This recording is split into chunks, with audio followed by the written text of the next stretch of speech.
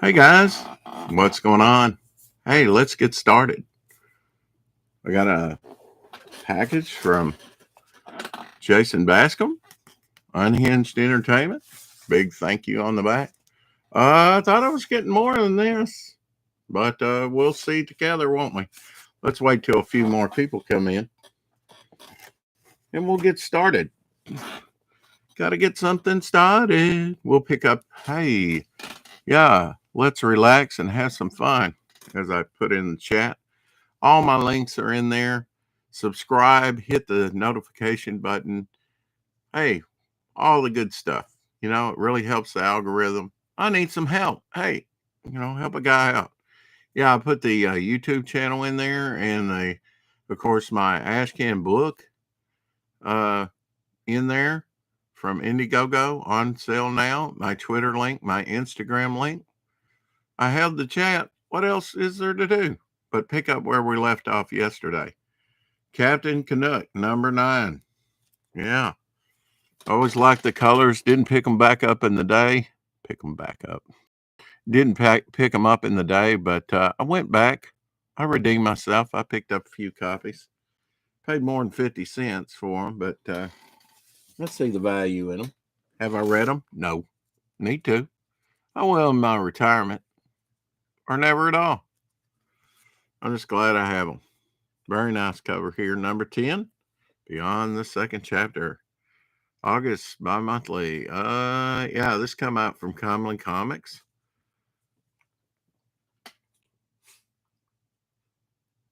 $0.50. Like I said, the 50 cents was a price point as a kid to me. I could get 2 books for 1, so I chose to get 2. Number 11 here.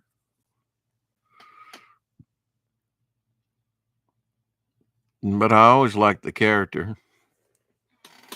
And it was neat to see something on the stands besides Charlton. All of it was Marvel and DC stuff. So it was nice to see that out on the stands. And the Charlton stuff too, although the quality was so bad. I did pick up those, eventually pick up those Charlton Bullseye. That was about it. A few other issues, but I just always thought I always looked at them, but I thought the quality was kind of, lacking. This is number 12 here. Nice little window there. Setting.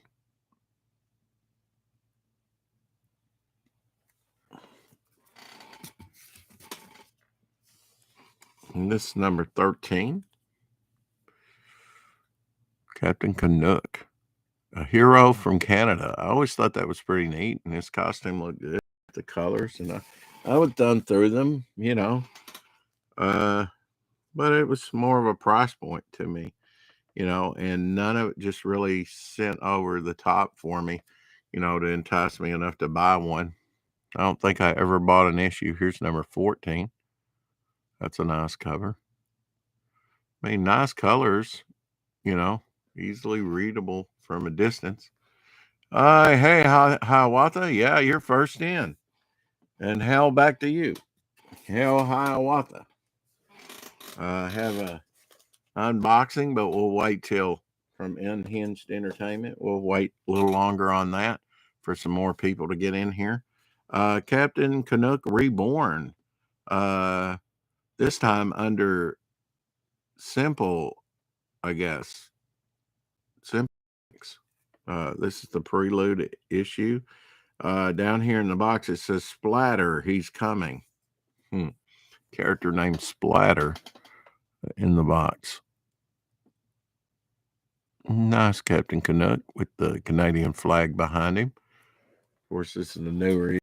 All these others are from the 70s. This is from Simple Comics too. This is from July 1994. Burst through covers, what I call it, through breakthrough cover or whatever. This is number 2. I don't think I've gotten a number 1 yet. But the red and white costume's effective. I like it. Always have. Just never bought any of them back in the day. I did see them on the stands, though. Going to buy a new car. I'll be back. Okay. First summer Buy a new car. Maybe it'll be a Hot Wheels or a Matchbox. This is 95 cents. Summer special. You'll love this one, the kid says. The logo is like a balloon. He's like holding a line leading up to the logo. That's pretty neat. You can listen on the way there.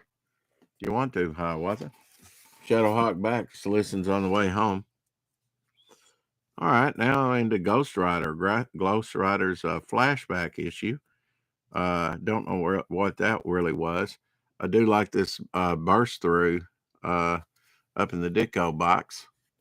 That's pretty neat. Him riding straight at you.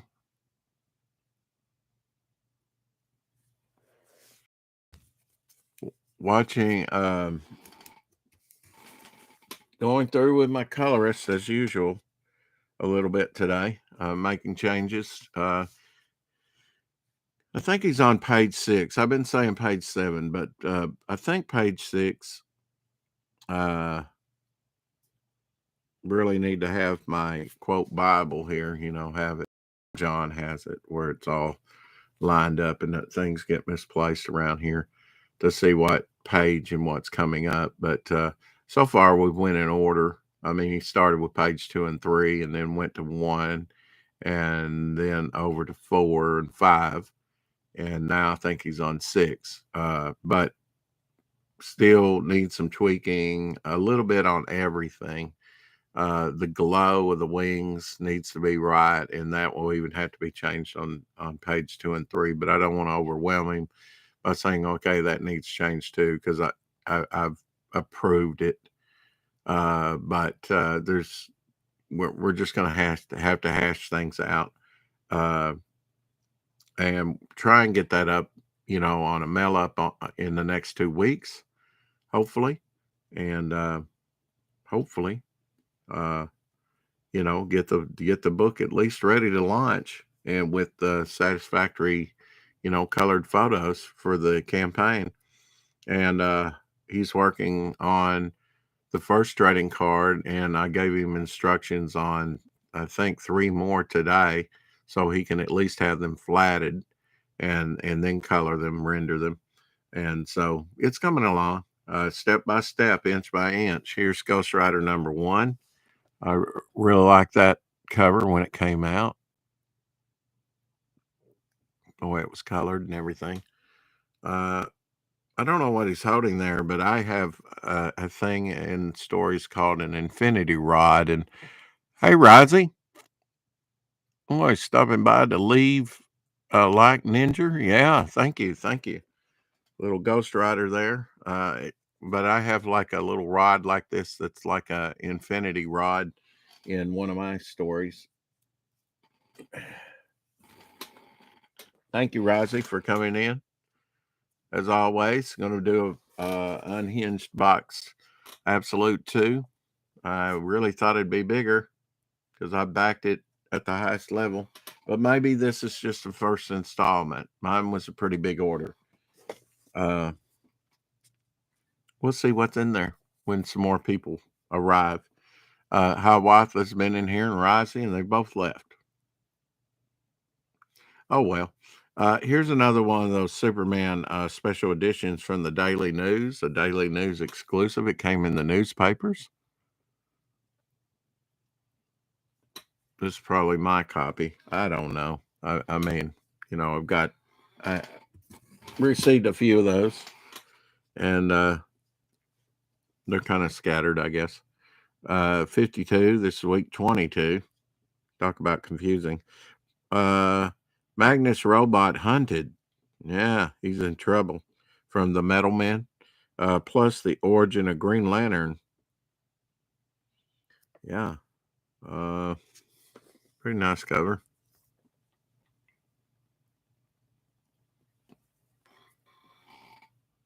Hey, Shadowhawk, you on the way home? Rosie says, I'll share this out, mate. Love you. Hey, thank you. Here's 52, week 6. plus the history of the DC Universe by Dan Jurgens and Lanning.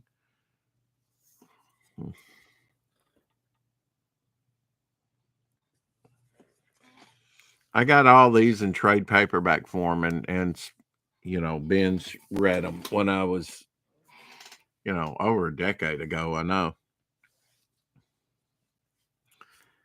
Ghost Rider number 91. I want to kind of catch up and see what had been happening in the DC Universe.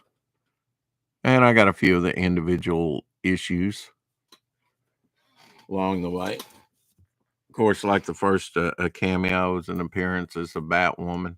That was a big thing that came out of that. Here's Ghost Rider number 90. Back in blue, not back in black, but back in blue.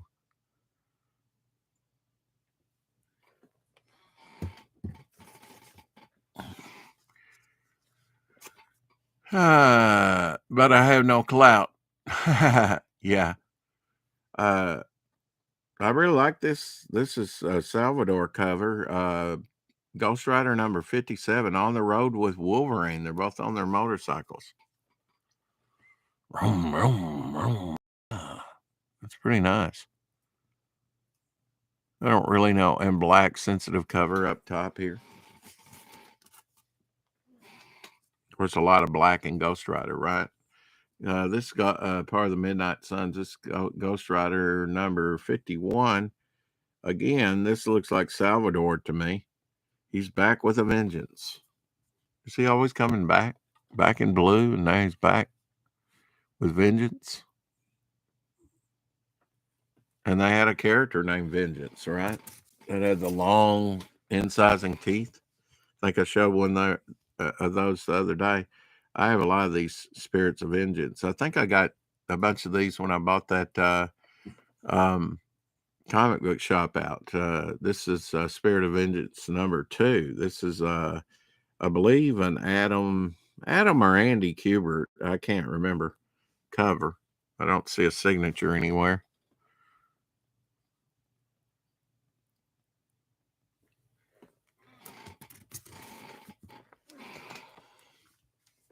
And this is Phantom Guard number 1. Includes special limited edition preview of Brent Booth and Tom McWhinney's new series, Core. Exclusive 8-page story, never before seen sketches, insightful interview. It is a polybagged issue.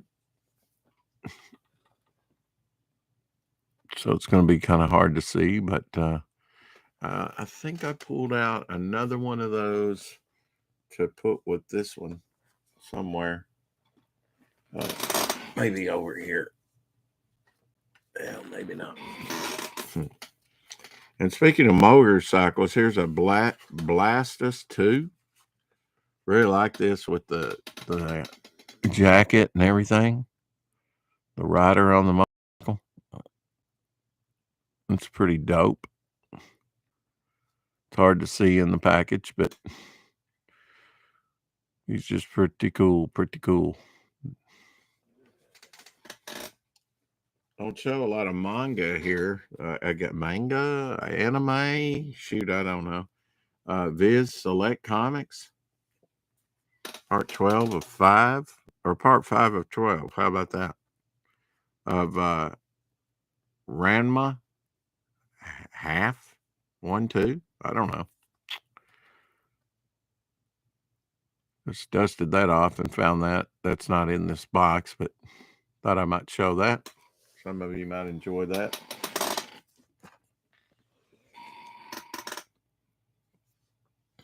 Maybe this was the issue. I think I had 2, though. Sometimes I hide things from myself. I can only imagine. Oh, and my thumbnail, before I forget, Pee Wee Herman's Playhouse Cherry, I guess. You can move her eyes back and forth with the little toggle back here. You can move her mouth. with a little puppet hole back here. Pretty neat, huh? From Pee-wee's Playhouse. Picked that up at the yard sale. Oh, back in the early 90s. Man, I wish I could. I was going to put that issue with the other issue. Oh, well. It might be under here. It might be. It might be.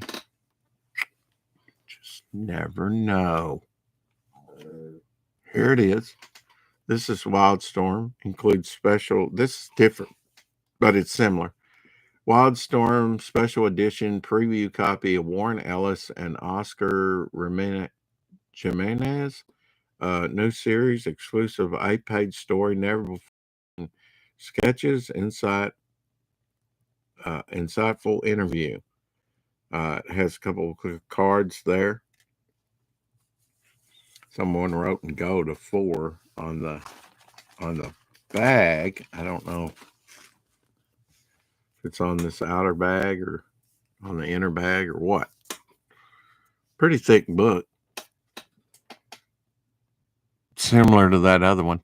These present do you take it out of the bag? What do you do? What do you do with the trading cards and everything? Because if you put these in bags, they're going to imprint. You know, it's not going to be the... But that's similar to that one there. I don't think it had trading cards in it, though. Just like maybe 8-page preview of the core in it. But this is Divine Right, The Adventures of Max Faraday. This one. And this is Phantom Guard #1. So I don't know. But still with the trading cards intact. Maybe I'll put the lid on it and put this one on top. Just it'll go with that box. All right, you want to see the worst comic book? I might as well use this. I was going to use it for some art, but I need a board and bag to put, because I sold one of these. It's, Comic Digest on eBay, and I have to send it out. So I might as well just put it in that old board and bag. There. Solves the problem. What's up, Rex? Eric says, and the mighty chat. Hey, just send me the cards. Okay. Haha. Like I say, got Unhinged. Going to unbox it here in a minute. Let's see. You want to see the worst? Well, I'll show this first. Sunday Comics, Sunday, April 12th, 1998. Just one that I put aside, rather. Peanuts, Blondie, and Garfield on here in BC, which I really like, from Johnny Hart. Sally Forth, Funky Winker Bean. Okay. You have the Phantom. That's pretty cool. Snuffy Smith. I always liked Snuffy Smith. Baby Blues, Doonesbury. Mutts. That I really like the artwork in Mutts by Patrick McDonald. Mallard Fillmore. We got Hagar the Horrible, High and Lois, Marvin, and let's see what else we have. Really like Prince Valiant. That's cool. Leghorns, Dennis the Menace, Wizard of Ed, Owlcat, Skylock Fox, Beetle Bailey, The Family Circus, and Ernie. Oh, and we have Shoe. I like the art on that too. I miss Shoe there. Miss you.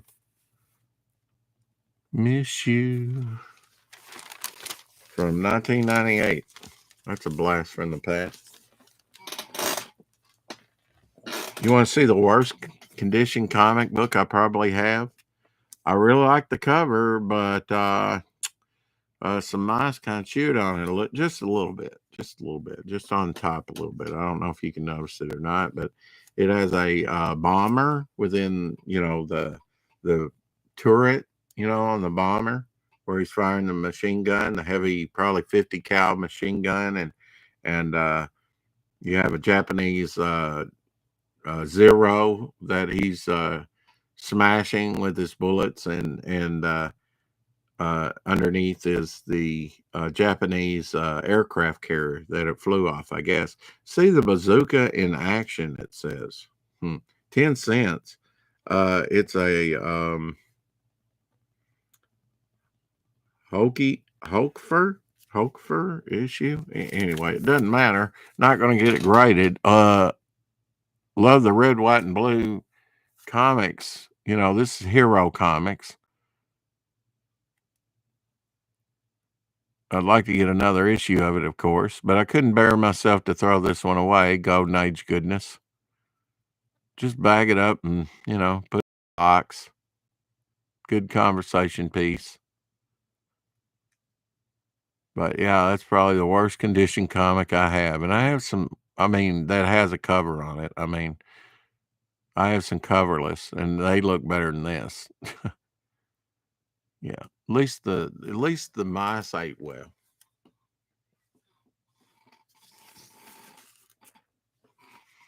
Okay, let's see what we have. What's up, Rex, in the mighty chat? Solves the problem. Just show it. At least the art is still there. Yeah. Atomic Rabbit. Very good plus. October 1956. Number 5. An Alfago cover.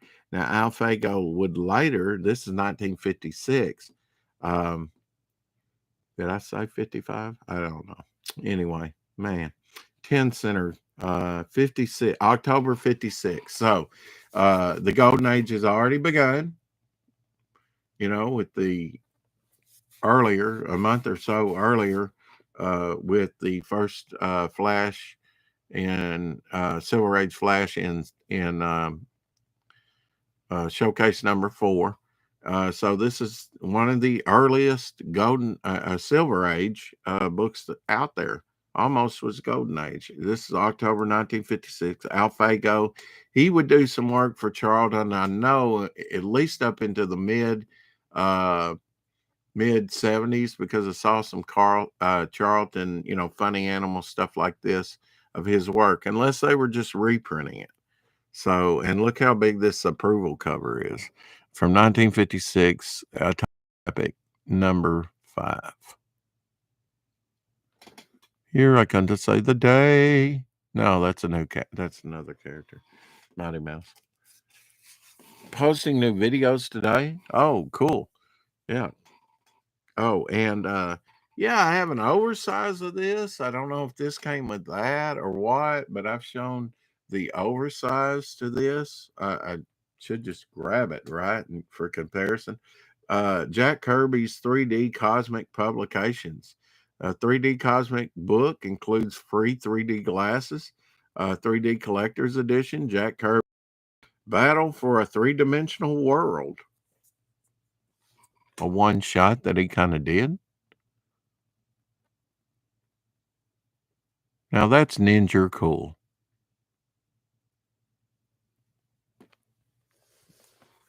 I might lay this on top of them. Let's see if I can grab it here. Or did I move it? No, it's here.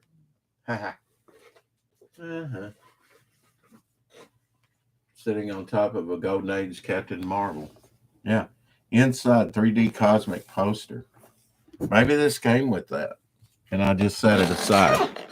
Yeah, I've shown this before, but that's probably from this, came with this book. It even tells you how 3D works on the back. But yeah, same character. Jack Kirby artwork. Probably came with that, and I just couldn't fit it in the comic book box. So bam! Nice little diptych there. Hey, Tree Goblin. Nice Atomic Rabbit comic. Thank you, Eric. Yeah, that's nice, isn't it? Still can't fit it in the box. I might be able to fit it on top. I don't know. That's pretty wide. Okay, the unboxing. Since Tree Goblin's here. This from Unhinged Entertainment. Jason BASCOM'S little one-eyed blind guy with the goatee that he always puts on the Gemini Miller. I was really expecting more, okay? And I have more coming because obviously, wow, this thick book. This is the last thing I ordered, and he probably just sent it out, as he came across it. Jason after Sam Keith. Yeah, Max #1. This is the first color work out of Jason, besides maybe the trading cards. And look how thick that. I mean, it's always sort of thick paper. Although he didn't get as thick a paper on these as he wanted to because of paper shortages, and he didn't want to delay the project anymore. So I think it's like 100-pound paper. Got some merch. Some of this may be from the first campaign.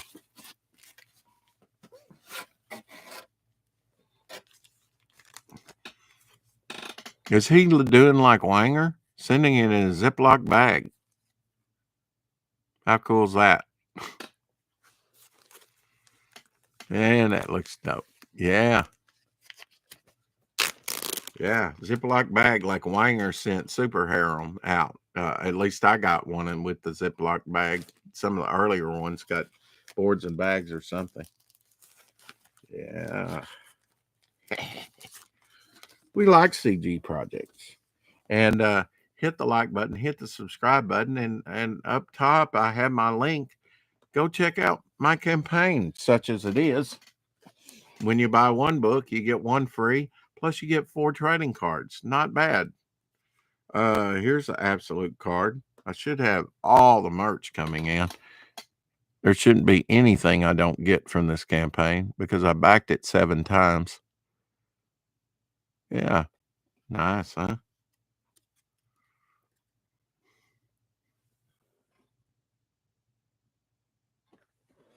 I wish I knew more. This is Colonel Morbidian, found in the bar, Barr, by General Mara.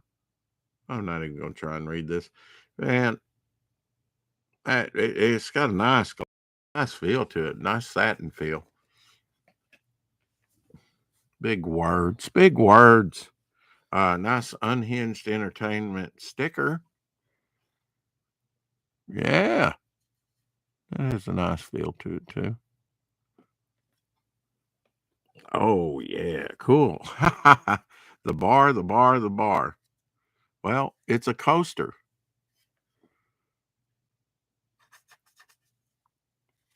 Nice little thick paper coaster with a head of beer on there, or a beer with a head on it. How about that? Absolute sticker. I know some of these he was a little bit late on it, so he put a lot of these things in there, in the campaign. So if you backed it, you're gonna make out like a bandit. Look at this. Yeah. Die cut sticker. Oh, and the full absolute card of Valkyrie. Cyborg Valkyrie this time. We had Red Valkyrie last time. And he only made 50 of those. There's no how limited these are. Any of this stuff. And I know Death Metal Hero did the coloring and drawing and everything on this sticker. So Luke over there that is co-host every other week with Jason on Topicless, which I'm usually on there. And I guess that's a sticker. Well, this might be a transfer, right, of one of the creatures because it has a little paper thing over it. Maybe just be, a transfer for like on clothing. Man, that looks dope. I'm glad you like it, Rosie. Whose book is that? This again? I'm drunk as fuck. Um, and good stuff. Comic Gate it says hi. Hey, good stuff. Rosie, yeah, you didn't get hung over. You just kept on going, huh? You probably passed out and started drinking again. But anyway, whose book is this? This is Jason Bascom's Absolute 2, and it's still up. And I'm waiting on the ash can, and that's done by Dan Pleagle, that's doing Goblin Girl. Oh, man. Yeah. And I forget some of the artists that did some stuff for him. Oh, man, this is Matt Barr. Wow. Look at that signature.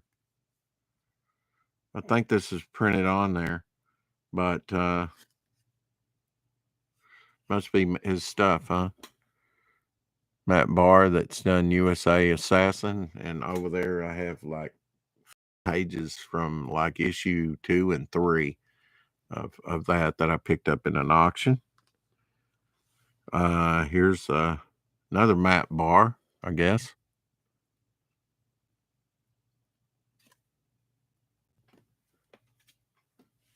Yeah, and Jason's put some money in this. I mean, look at this stuff. You know, he got this little stuff out of the way.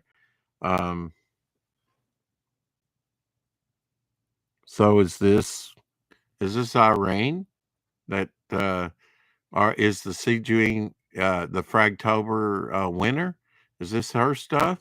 I think so. She's from Taiwan. Maybe that's how she signs her stuff. Irene, she's lovely. Oh yes. I'm hoping to get her to I'm going to try and get her to do me a trading card or maybe even a cover for my campaign. This is done by Ink Spots. I watched him do this online.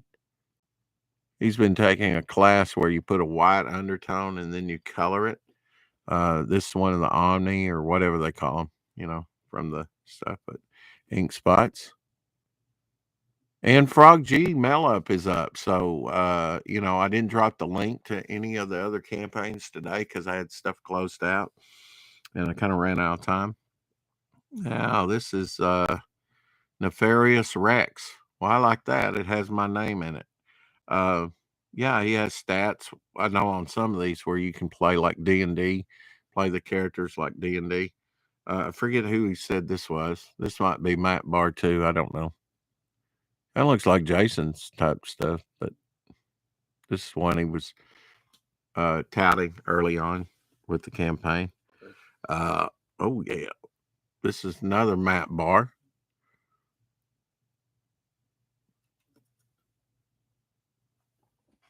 And who knows? Are these signed? I think they're printed glossy, but it'd be nice if they were all signed. That's all right. I have 5 pages of his artwork back there, and the very first appearance of Frog G. That's his very first appearance on the card. Yes. Maybe I'll have some more of this little stuff coming too. With my other orders, because I backed the Secret Tier, and I was on a stream when Jason was coloring this a couple times. First color work that I didn't even realize up to that time that he could. This is the old man. This is the main character. And from the first campaign over there, you can see Jason's work up there, black and white. That's the old man. Although he's more like you know, sort of armored up here, kind of like a Cyclops. Got the energy going. Came out differently than what I thought it would. Looks good though. Oh yeah, this must be from Irene. I guess it's just like a postcard, you know, a print, small print of that same trading card. That looks like, you know, the stuff Irene does. But man, she's good. She's good. You know, I when you can ask her to draw anything, she can draw it. I mean, and it's comes out stellar. Now, Dan Pleagle did this one. I know he did it. Now, not everybody got these, the 3 main cards. You had to back at a certain level. I always like to support Jason. And look at this, all 3 put together. That's nice, huh? That's real nice. Have 3 trading cards. You could put this and the 3 trading cards down here and mat and frame that. That would look awesome. Blue Harvest Toys. Hello. He's all the way from the UK. We will be showing some toys. I did show Cherry from and his eyes move. Her eyes move, rather. You can do the mouth from Pee-wee's Playhouse. And I've been meaning to show this one. It's just like a puffy, who's this? Fell off the wall. Who is this? Somebody tell me. I forget the old nursery rhyme now. Oh, well. And last but not least, bam, ink spots and a little print. That's disturbing. Kill it. Yeah. Yeah. Humpty Dumpty. That's right. Thank you. I could not remember. This dude sends a lot of cool stuff. Yeah, he does, Rozzy. Yeah, you'd really like his stuff. It's black and white. It's gritty. Now, Frog G is going to be awesome, and that's going to be really, really dope. Really, really nice project come out after this based on Frog G that drops all the links in the chat. No, I'm going to bed soon, Rozzy says, then sleeping for a day or so. Okay. Well, then we won't see you if Vic streams tonight, but maybe. Yeah, I'll sit in a nice collectible Ziploc. Haha.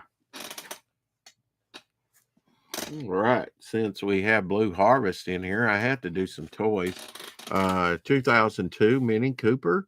This is 1/32 scale, die cast with plastic. From New Ray. 1992 Mini Cooper. I sold a lot of these over eBay through the years. Trying to see a year on here. I don't see a year. Let's see about here. Nope. No year. But I've had these a while. And it has opening doors. Has a little plastic band. Keeps it in the box. Sold a bunch of Mini Coopers. These big ones, though, I bought because they were very popular. $2. Be higher than that now, wouldn't it? All right. Adventure Wheels. This distributed through Walmart. 2012. I'd buy things like this and give it to my father for Christmas. He was farmer, a retired farmer. He had a couple strokes, and I didn't get around to giving this one that has trailer. And my brother's a farmer too. I didn't want to be a farmer. I wanted to be a comic artist. So here we go. Best of both worlds. All right. Loose Richard Petty truck. Perez. STP was a sponsor of him. Truck Pez act like a Pez dispenser. Should come up, but it's being difficult to get your Pez candy out, and it really has rolling wheels. Here's one on the card. Number 43. Anybody in the NASCAR knows Richard Petty. They call this the Big Rig series, I guess. They had Tony, what's his name, that had Office Depot as a sponsor, and his was an orange card. Here's an older one, an older truck. I won't take it out of the bag, and they had different cab designs. But some of these go back to the 90s, I'm sure. I don't even know if this dispenses candy, but I forget getting this. Let's see. 1997. Yeah, big whistle, Pez. Really, it has it in there, but it doesn't. And they all do that. I don't get it. But and this is supposed to be the front with the feet. I don't know. This is larger than most pads. It's an oddity. But and they're usually dual color like that. And I would, when I first started out, I would really like to find the whistles at grocery stores, like at checkout. A lot of pads around at that time at 97 after my fire burn up my first comic collection and original art and toys and all that. And I would look for the whistles and even had a chart. I've still got it, of, well, I had this whistle with the yellow on this side, but I'm looking for it on that side and the red on this side. I would try and get both variants of it. But yeah, that's an oddity in my collection, a little bit larger. I mean, compare it to a regular Pez. We'll just show you this old Incredible Hulk Pez, light green. They had Incredible Hulk Pez go all the way back to the 70s, but you can see the size difference there, a little bit larger. Probably not sold in America. This is probably 4.9. Oh, who knows? 4.9 China probably. Spider-Man. There's the redesigned Spider-Man head. He had that very, very small head, like that Hulk head that we just looked at. And here is with movable parts. These are the body parts that I put on one of the Incredibles. She had a red stem, and it matches the shoes and the dress and everything. These came out in the early 90s in Europe and Asia. Weren't available in the States. It's getting close to Easter Bunny. And the way she looked, in the bag. Of course, these could be two different separate places. This might have been made in Hungary and that one in Slovenia or China. You never know. Let's see what the chat is saying. Not the art, the doll. Oh, kill the doll. Okay. Hunt or Cherry. Yeah, probably Cherry from Pee Wee Herman. Blue Harvest Toys, you're only supposed to blow the bloody doors off. Okay. Rosie says, thanks now. I want Pez candy. Well, I'll send you all the old Pez candy and you can poison yourself. No, even Pez collectors say if you eat enough of it, it will act as a laxative. So you can't eat too much Pez candy. Tree Goblin says, I don't know why that is, but that's what they say. And in 1962, they did have some that had nicotine in it. But Pez came out in like almost like Zippo lighters in 1947. But they go back to 1927. They were like in little tins that said Pez, and that's Pez has got Pez. Pez is abbreviation for peppermint in German. Dragon Blaster, Hot Wheels. But yeah, they had for a very, very short time, they had nicotine, Pez candy, like maybe in 1962. But it was billed as an after smoker's mint that you could keep in your pocket. And the first original, 1947, and there's only one example known of them. I have a copy of the patent for it. Shows you the spring and the inner workings inside. It looked like a big Zippo lighter. Came out in 47. It was one known to exist, and it was found in the trash.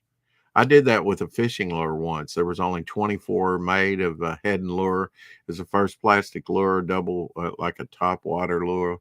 The little eyelet was by the little bent head, and it would do this on top of the surface. Had two treble hooks on it, and it was only 24 made for the first bass tournament ever played in 1954. And I found it in a tackle box on a trash heap. one man's trash is another man's treasure. Another story I told recently about comics.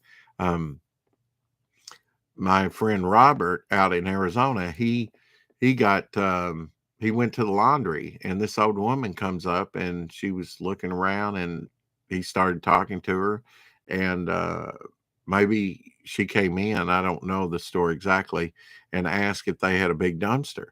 And somehow the conversation came around to comics. He's probably saying, "Yeah, I run a comic shop and all this." And she's like, "Oh, I've got these comics I'm wanting to throw away."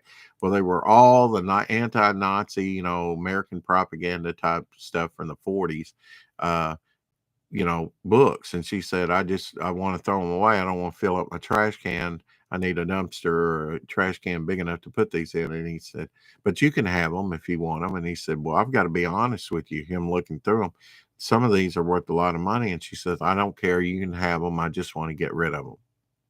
Well, he sold one of them, a lesser condition one, some of the lesser condition ones first, a few of them to kind of, I mean, he wasn't out any money, but to make some money.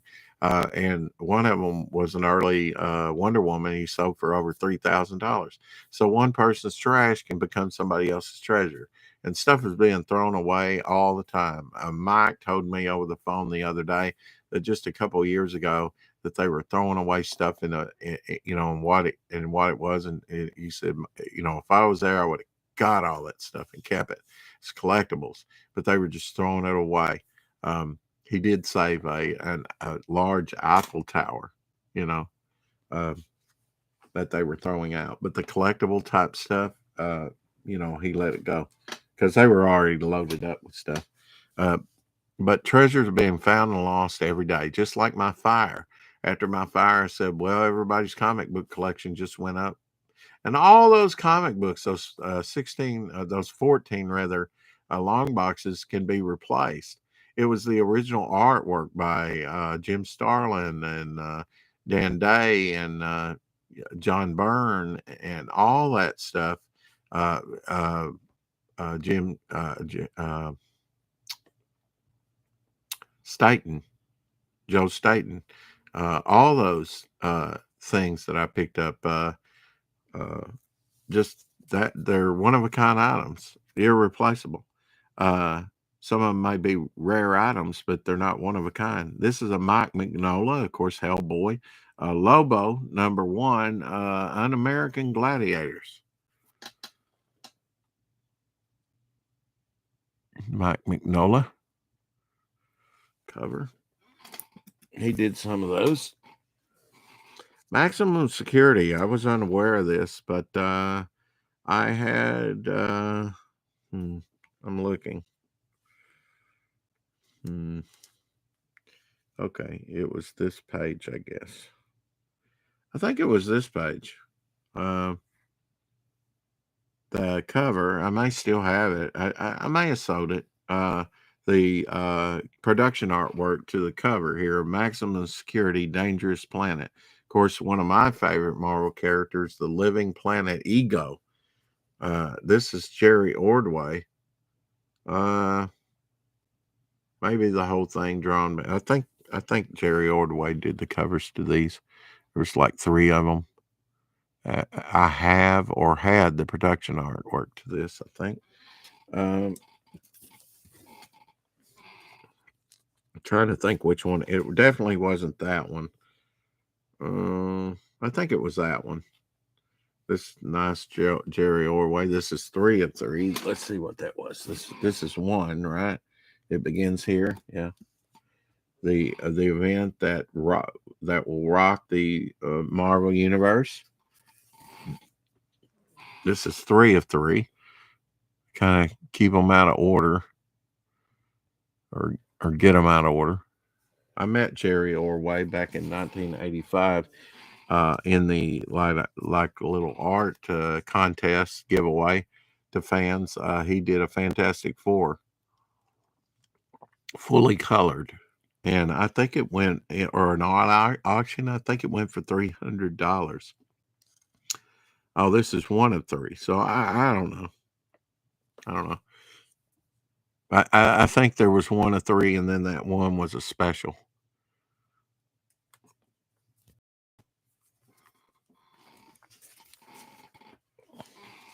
Around the World Under the Sea, Dale 12 Center. Yeah, this is based on a movie. Man, I'm going to need my magnifier. Really am. If you didn't see my Goofy Pez yesterday, that's got to be the weirdest Goofy Pez. Because he doesn't have his hat on, his eyes that slide here, and then this would be his nose, so his muzzle. But without all that, looks pretty wild, huh? I think this is 1966 from Metro Golden Mayer. Of course, this guy played the blonde-haired guy in The Man from U.N.C.L.E.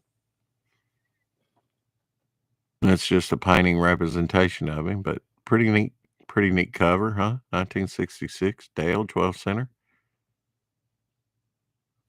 He did Sea Hunt. Remember Sea Hunt?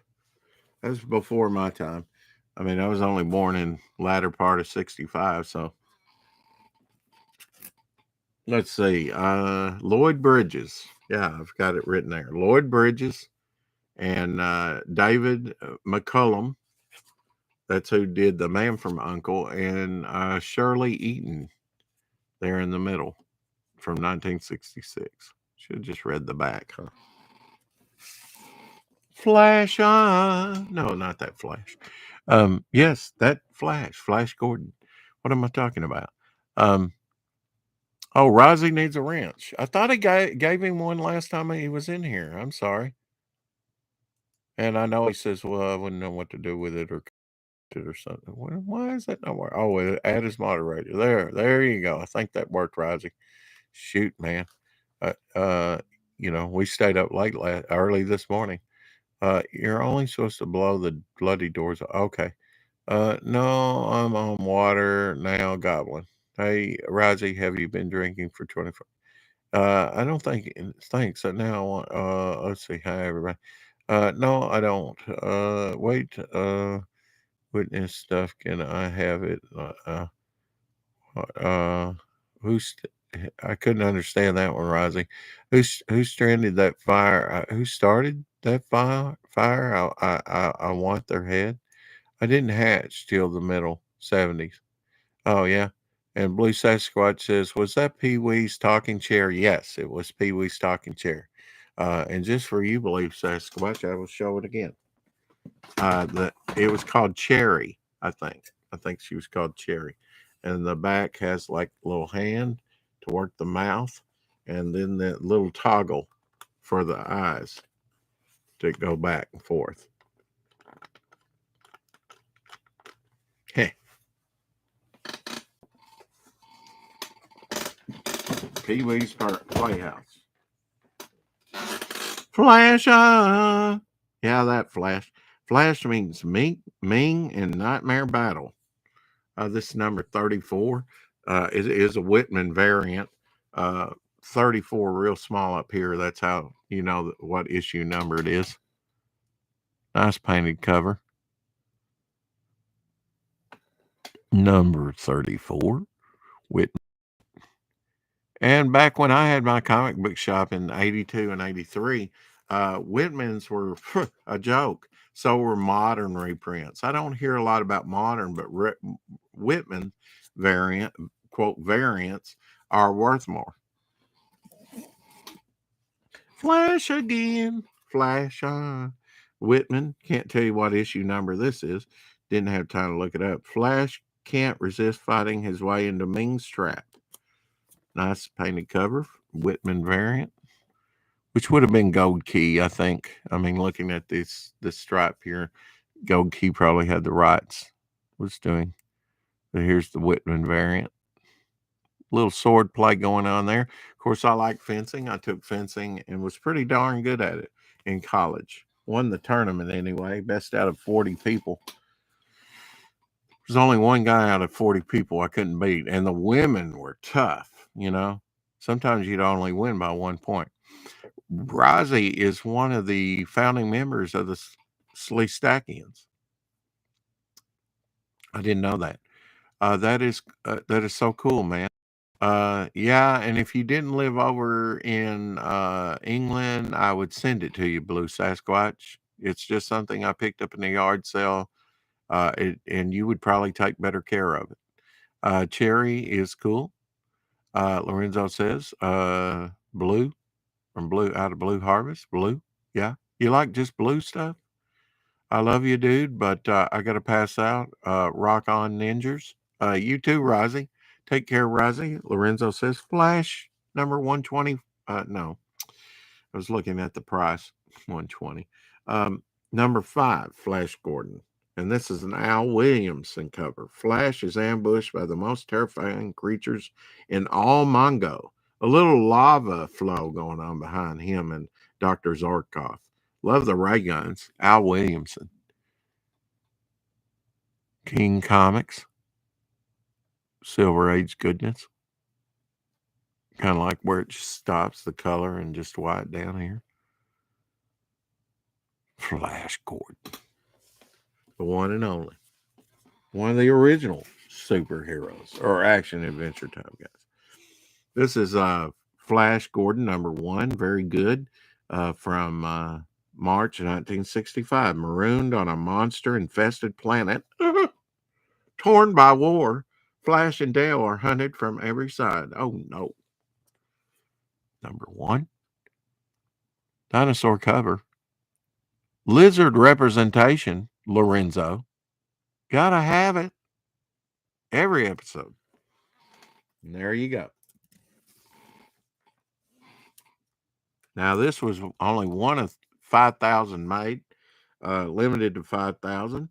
The rune number 1 with the stamp here and the logo in silver full. Full. And this tells you limited to 5,000. Barry Windsor Smith artwork, of course. Malibu Comics. Rune number 1. Origins Month. So maybe the origin of Rune. And of course, he's known for the greatest origin of all in Marvel Comics Presents run of telling Wolverine's or Weapon X's first hints of an origin. And they drug that out for 20, 30 years, his origin. Jump on now, it says. Here's Valiant, Unity number 1, Bart Sears. Signature up there. I gave $1.39 for it. Variant cover for Unity. Newer book. Gold Key Mickey Mouse. Number 195. Uh-oh, he's got beaver trouble.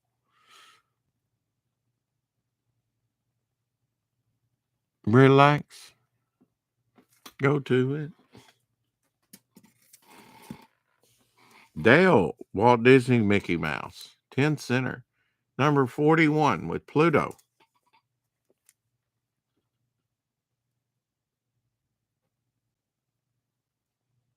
I'm trying to, I actually got Cherry and some other stuff because I was hoping you'd come in, Blue Sasquatch.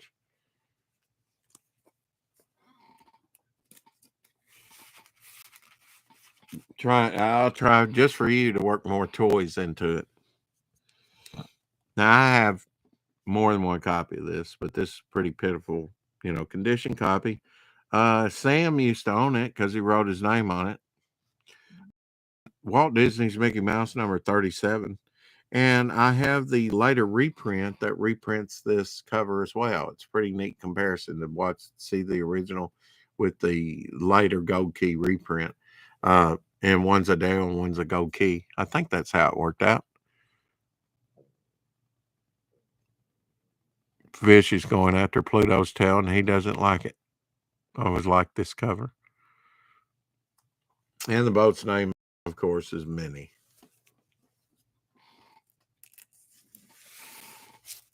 Oh, well, here you go. Speak of the devil. This just isn't my highest grade copy. I think I've got another copy of this. Okay, here's the Gold Key. Prove me right. 25 center. It's not that bad of shape, good a shape either, but it's better than this one. But yeah, here's the original Dale, Silver Age, and the Bronze Age Gold Key.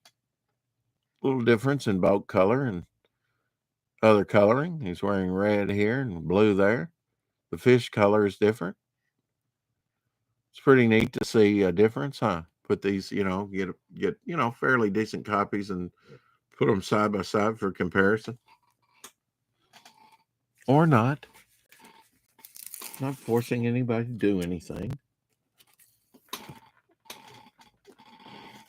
Ugh, one of the heaviest items I've shown on here. Classic baseball cards, the Golden Years, 1886 through 1956, by Frank Slocum. Forward by Yogi Berra. Great catcher, Hall of Fame catcher in his own right.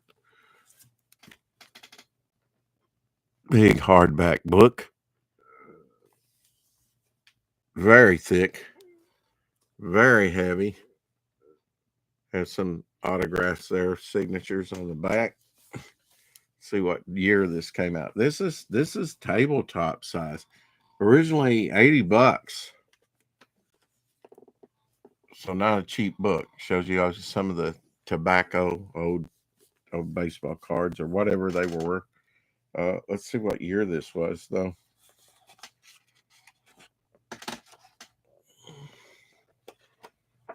Starts in 1886, telling the story about baseball. Of course, has Yogi Berra there. Okay, I've had this a while. 1987 book. It's heavy. And you know what? I've never really looked through it and read it. I've got a lot to do in my retirement. But it does have the dust jacket on it, albeit a little bit damaged.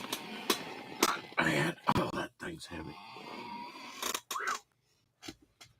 It ain't easy doing this job. Okay. Let's see. Awesome. Let's see. Tree Goblin. Is Wolverine gay yet? Yes. Bisexual anyway. Shadowhawk back's home at last. Bourbon time. Bourbon. Yeah. Good morning, Shadowhawk, Tree Goblin says. And he's also over in the UK. The Three Musketeers, I've shown you from the Jack Adler collection, at least one cover, maybe two of the Three Musketeers. This wasn't one of them, but I was unaware of this till the Jack Adler collection production artwork that I bought. I had never heard of the Three Musketeers because it came out before me. This one's an early one, number 10, or number 10. That's 10 cents, number 13. 1957. Yeah, it's missing to here and here, but I'm not glad to have some copy of it, and it is a nice cover. I was able to score maybe a number 5. When you get the early ones from the late 50s, these are expensive. They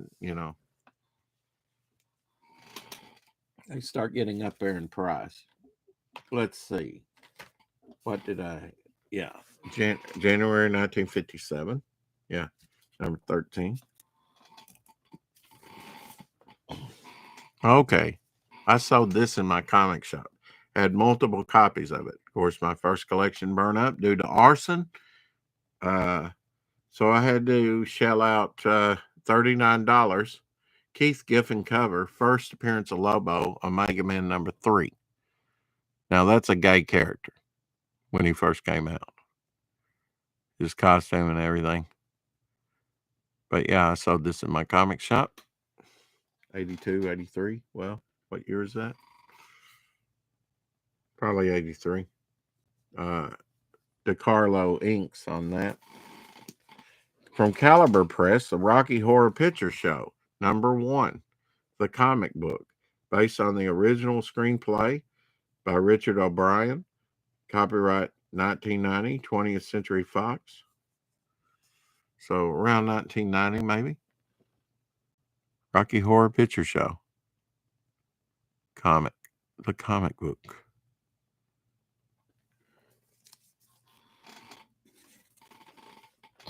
Now, this is an error issue. I believe that's the one. Yeah, the yellow logo was recalled. Gave $6 for it. What a deal. There was only one on eBay at the time. Pages printed out of order. And then I have the new one that doesn't have the yellow logo, but the yellow logo is what you want to look for on this. This is the 100-page spectacular one shot from June of 2011. Yeah, the pages, the first print run, which was quickly recalled, was printed out of order. Once I found out about it, I went online and bought the only copy that was on eBay. And the ones I've seen since have been up there in price somewhat, but I snagged it real quick for $6. Printed out of order. Very confusing to people. Marvel 2-in-1 featuring the Thing number 96. It only ran 100 issues. This from 1983. It says February here and 82 in the copyright. But again, you can't go by that. They haven't changed the copyright yet. It's going to be 1983, not 1982. It's said on the cover. Ron Wilson cover. Thing in the hospital and all the moloids and from Mole Man, I think. Yeah, tackling Wolverine and other villains. There, the Melters, one of them. Dr. Octopus. I forget this guy. This guy was in Amazing Spider-Man. I do have a very badly conditioned comic with that character in there, but I couldn't tell you the character's name. Now, I really like The Living Mummy. This is one of his fewer appearances. This January. It says 1992 here, but I guarantee you it's 1983 that it came out. Black cover, really nice shape for this one. Number 95 out of 100 issues. Marvel 2-in-1. Of course, I've tried to get every Marvel 2-in-1 thing from number 1 to. That's a good go. I've got most of them, if not a complete collection of them. The Living Mummy with the Thing, Ron Wilson cover.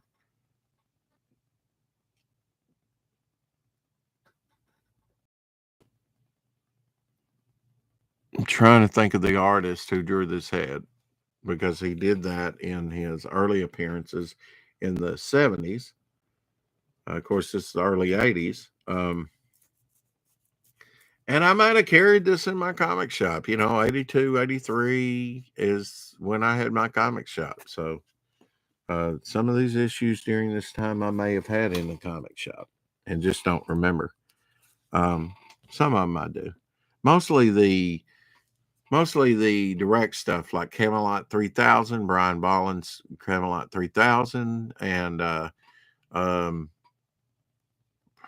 Marvel Age magazine that they started coming out with that talked about comics and things that you could only get in a comic shop. I know we had to back order Dazzler number 1, which was Marvel's first direct, and we got in like 3 copies, I think, is all we ordered. And I got one of them, so the other 2. A Dazzler number 1, and it came in with Dazzler number 2, which was on the stands. Number 90, or is it 90 or 80? 86. The Thing and Sandman sitting down in a bar having a beer. Plus the return of the Impossible Man. He says, "That's me. I guarantee you this head here is probably done by George Perez. The rest of it, Ron Wilson." Oh, and George Perez did do the Thing head up here and that's used again and again in the Ditko box. I'm not sure who did the Sandman. Of course, Sandman made his first appearance in Amazing Spider-Man number 4, I think. And he later became an Avenger and not a villain. But sitting down with Sandman in a bar. Look at that old cash register behind there. George Perez, Impossible Man face there, I can tell.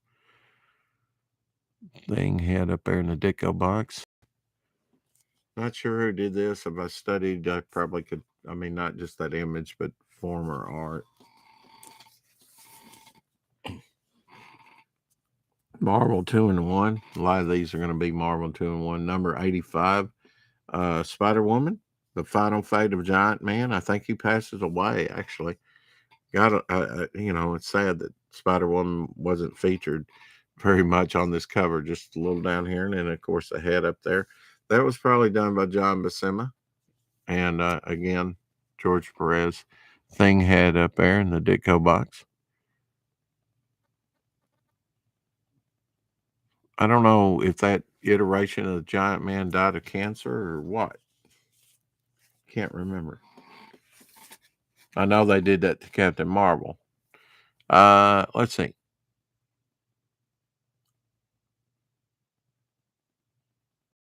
Hey, Dave. Now, Dave's in the Netherlands. Genuine Comics. The Thing and Alpha Flight, number 84. I bought all these when they came out on the stands. I just got hooked in the Rage and the Ravager. Yeah.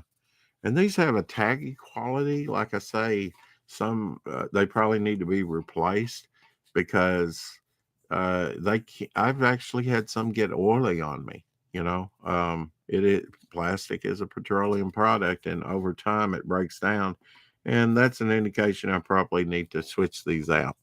And these might have been the original bags that it came with. Ron Wilson artwork there, Alpha Flight and the Thing, of course, with the Columbia 10-speed racer banner that was on all the comics that month.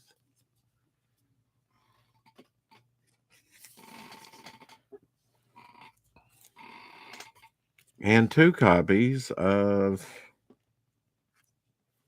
number 83. Now, it's interesting to see, look at the orange here of Sasquatch on this. Form that in your mind. And on the Thing too, but to a lesser degree. There's more. And then a darker Sasquatch on this copy.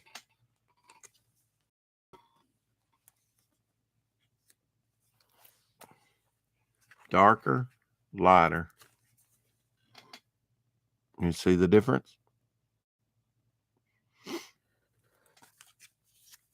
Could have came off the same line. This one may have been printed earlier than this one. That, ran a little out of pigment there.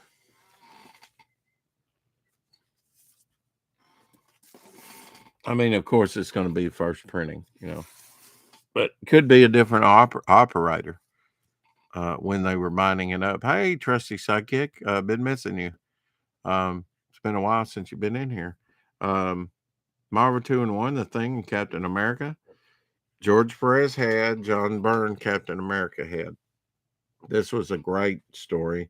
This is a Ron Wilson cover with Chick Stone inks. Can even Cap and Giant Man say Ben from the effects of Virus X? And of course, in a what if story, they didn't. But yeah, he eventually got cured of the Virus X, but it made him even uglier. Poor Ben Grimm. And Spider-Man, advertising Spider-Man and his amazing friends on NBC up here. Yeah, these are sort of, and one indication is maybe yellow, getting yellow. But yeah, they have a, not an oily, because I've actually, really oily feel to some that are breaking down. But this has more like a feel to it, like your hand should glide, but instead it kind of sticks. But it's not oily as I've really some have been that I've encountered. The Thing and Submariner, this is number 81 with MODOK. This is Ron Wilson and Chick Stone cover. The Submariner, MODOK. The big old head. Probably John Buscema. I don't know. I'm going to back up on that. I would say John Romita Sr. John Romita on the head there in the Ditko box. that's the way I know styles or generally are faces. And we looked at some Ghost Riders earlier. Here's the Thing in Ghost Rider in number 80. This from 1981, I believe. Of course. And I have the Marvel Legends where he's kind of like got that little pogo thing in the Riders series. And I've yet to find it, but and Blue Sasquatch will appreciate this. I mail ordered off in one of those superhero magazines that Joe Kubert did in the 70s, uh, a Ghost Rider, and he has a removable head. You could put his Johnny's head on there or the Flaming Skull head. Uh, don't know about the still having the head, but I have the Ghost Rider with his flaming head. And George Perez cover here. I think Terry Austin inks. Of course, Terry Austin's my favorite. This is Jim Starlin head up here of Adam Warlock in the Ditko box. Of course, with the George Perez thing head. Compelling cover. But George Perez did some awesome covers. There's one coming up that actually I incorporated into a double page spread in my comic that will be coming out. We just have to get to it first. This is George Perez. I'm sorry. This is Badansky. So, and I talked to Badansky on eBay. This is February 1990. And they added a little lighting on the faces on here of Impossible Man and the Thing done by George Perez. But this is a Badansky. He did Ghost Rider. It's what I can't remember his last name, his first name. Joe Rubenstein inks. But yeah, up there in the Ditko box, they added a little light coming from this side on the Thing, and little yellow light on the Thing and a little orange light on. That's kind of strange that they do that. But I guess maybe the Thing kind of being lit looking. Neat. Alicia there sculpted like Dr. Doom and Diablo, and that's Blastar.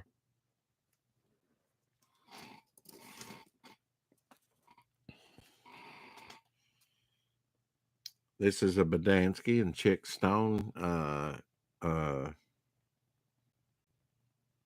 cover. I think I might have had the production artwork to this cover. I'm not sure.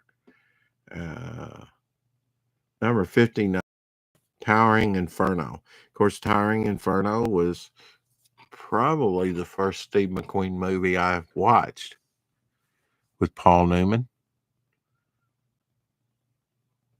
With the Human Torch, this issue.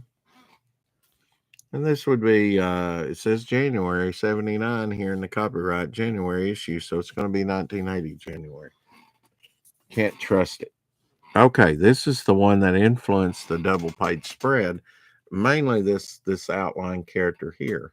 I have my character in a scene like, this is George Perez and Terry Austin. I have another one, but it's not in this great a shape. I think it's written on in one of these lighter areas, have the number ink on it. But yeah, that stood out to me, and I just thought, that's great, and I want him to appear in inks, so had him put that in there. Kind of, two mixed results. Let's see. This is George Perez, I think. Yeah, George Perez, and man, I really need to find my magnifier glass because the light in here is not that great. And I've just bought a new one. Here it is under all this stuff. And then, of course, here's the new one that I haven't even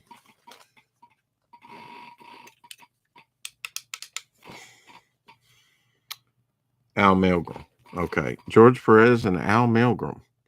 $1. This is from November 1979. Of course, I like no issues. It's my birthday. And love me some George Perez. The thing never looked better. $1.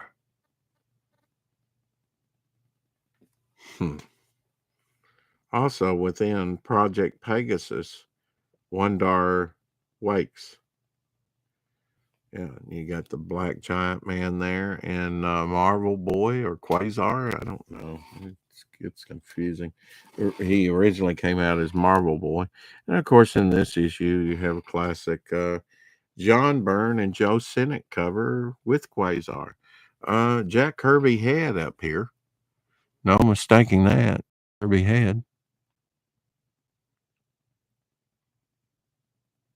John Byrne. Joe Sinnott. Jack Kirby. George Perez. What else you want? Early appearance of I showed one of these the other day from 1977 September issue. Spider-Woman makes an early appearance. She didn't even have the flowing hair. She was a Hydra agent coming out of that. This is Alicia Masters kind of turned into a spider-like woman. Not the Spider-Woman, but the Spider-Man woman makes an appearance. This was one of the first comics that I read, 25 center, Marvel Team Up, Spider-Man and the Thing, done by Gil Kane. I do have a production, reprint, from reprint, not from the original. I can tell that, but I had the production artwork to this cover and had to have it. I've got it up for sale, but it would not. And this was a two-parter. This was the Marvel team-up issue, and there was a Marvel 2-in-1 issue that continued on the story, going up against Balisk, I guess. Gil Kane probably gave $2.66 for that. Of course, I originally gave 25 cents plus tax. Tomb of Dracula, number 43, key issue. Bernie Wrightson cover. This contains the first Blade solo story, April 1976. Bernie Wrightson cover. The Tomb of Dracula, Lord of Vampires. Does that look like Wrightson to you? It doesn't wholly look like Wrightson to me, but it's a Bernie Wrightson cover. He signed it right here. Sound it on the bottom there. But yeah, it contains the first Blade solo story. Key issue. Go out and buy one. Okay, what do we got here? I have Marvel Spotlight 28, first Spider-Woman. Hey, Apex, you slipped on me. Yeah, I've gotten like 4 or 5 copies of that. I've just invested in that. At least 4 copies, maybe. Hell Devil Flyer. Yes. Bud. Yeah, Bob Badansky. That's him. Yeah. I had production art to a gutter, and I don't know. He got in contact with me on eBay. That also happened. Yeah, Wrightson cover. Tomb of Dracula cover is awesome. Everybody's saying hi to everybody. Film back coming soon, of course, as Shadowhawk Back says.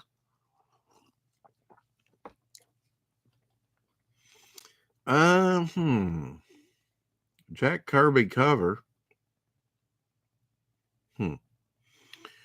Jack Kirby, Jungle Action, featuring the Black Panther, epilogue of death. 2 leopards are dragging him through a pile of bones. That's pretty cool as a death sentence. Run, my pets, run. Let the panther be torn to pieces at the command of Madam Slay. Number 18, 25 cents. May have saw this on the stands, but I didn't buy it. It's hard to tell. I mean, I did not see X-Men comics to like issue 127, maybe 128. Never saw them on the stands. Went to a grocery store that carried X-Men. You know, I'd bop around from place to place. November 1975, it says Jack Kirby and Klaus Janson cover. Klaus Janson inks on that, early Klaus Janson. Unaware of Klaus Janson until he started with Frank Miller on Daredevil. But great artist for sure. I have his book on drawing. Maybe it's a book on inking, and I just dropped that under the chair. But that's why I went to the dollar store and got another one. Okay. Jungle Action. This one's not in as good a shape. Black Panther, number 17. Gil Kane cover. This is it, the sense-shattering climax of Panther's Rage. I think Killmonger, who was in the movie, and that went up. I had a test cover of that, and I did sell that around the time the movie came out, not too long ago. The end of an epic, and perhaps the end of the Black Panther, and one shall die. Yeah, Gil Kane cover going up against Killmonger, early Killmonger appearance. Number 17. If I hold it back from the camera, you won't see the imperfections like that C there and everything. Yeah, going down in the logo there. But and I still have to finish the Defenders. But we're going to finish these first. Edgar Rice Burroughs, John Carter, Warlord of Mars.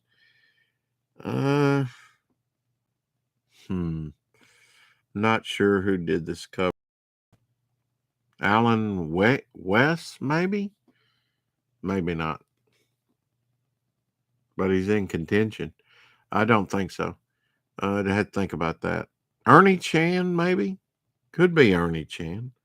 Nice skeletons, though. Very nice skeletons. One of the nicest skeleton covers I've seen. A lot of black on it, so it's condition sensitive. You know, this is like a fine. Number 12. 35 center. But yeah, look at this. Apex, do you know that artist?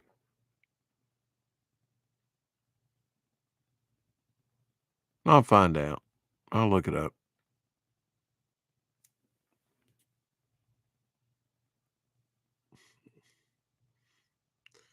I'm going to say Gil Kane did him up there in the Ditko box. I could be wrong, but I think it's Gil Kane.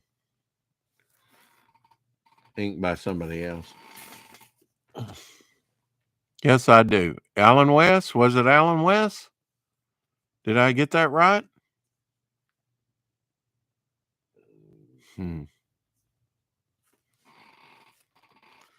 Yes, Jack Kirby did draw tons of Marvel comics and DC comics covers. Number 10, another Gil Kane. He did ink this himself. He got the line and he signed it GK there, all squashed there. In the Death of Barsom.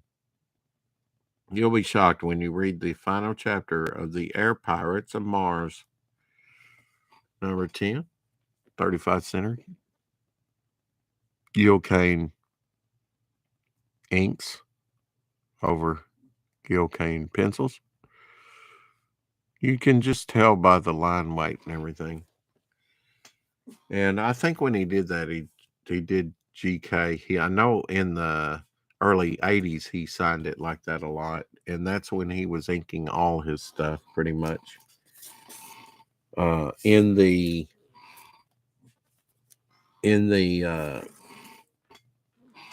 70s, not so much. They would, he'd do the artwork and he'd have ink. Gil Kane would take art that wasn't his. Just saying. But he probably preserved some of it that would have been thrown away. Who knows? Our fighting forces, the losers, Captain Storm, Johnny Cloud, Gunner, and Sarge. That's the losers. 163, 1976, because the logo's in the middle. Joe Kubert cover, number 163. Classic skull cover. The losers. Loser and Sasquatch cover? No. Nazi flag swastika cover. Not Sasquatch. The mind boggles. I like Dan Atkins, Ink and Gil Kane. Yeah, that kind of ground it down. Great skull cover. Yeah, thanks. Losers, number 148. It's another Joe Kubert. A swastika again. 2 swastikas. 20 center. This one's older, 148. Nazi mine here. They're getting ready to roll over and blow themselves up. Flag back there. Yeah, they're on the move. Because look at those explosions. Got to get the hell out of there. Our fighting forces with the losers. Let's see. This says May of 1974 on that. That's a nice looking cover from a distance, isn't it? Colorful. Jack Adler probably had an affinity. He really did like Joe Kubert's stuff. So if it's Joe Kubert or Neil Adams, because Neil Adams says I want only Jack Adler to color my stuff. He probably colored this. And who wouldn't want a colorist that worked on Action Comics #1 to color their stuff? Just saying. Sergeant Rock, this is after the title change. Sergeant Rock, number 306, 35 cents. Looks like I'm the only one left, the last soldier. Yeah. And got to get the swastika and the dead German in there. Swastika band here on his arm. Yeah, nice Target cover. Joe Kubert. Target Sergeant Rock. Yeah, you're the last one standing, but not for long, Rock. Did you buy the old Kenner toys? This is July 1977. I always liked this cover. Joe Kubert cover. This is the first page of the 30th anniversary story appearing in this issue of Sergeant Rock. Kazing! Look out, Sar! His words were sadly cut short. Number 368, 60 center. Gets his brains blown out.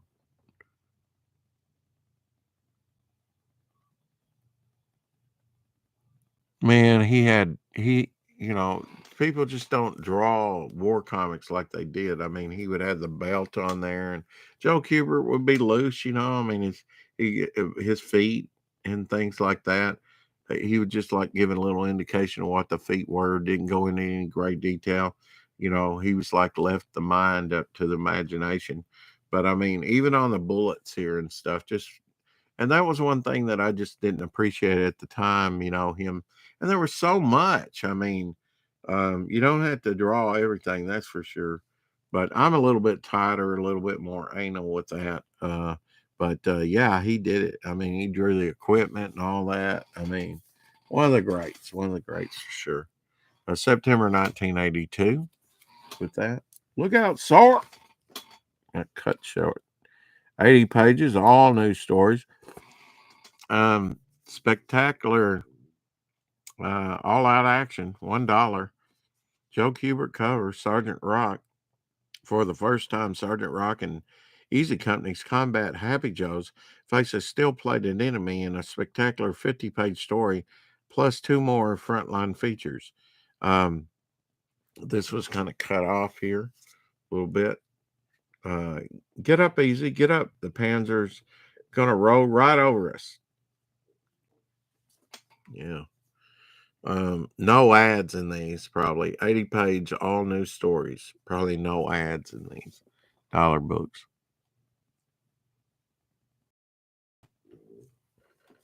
Mm, 1978 spring issue.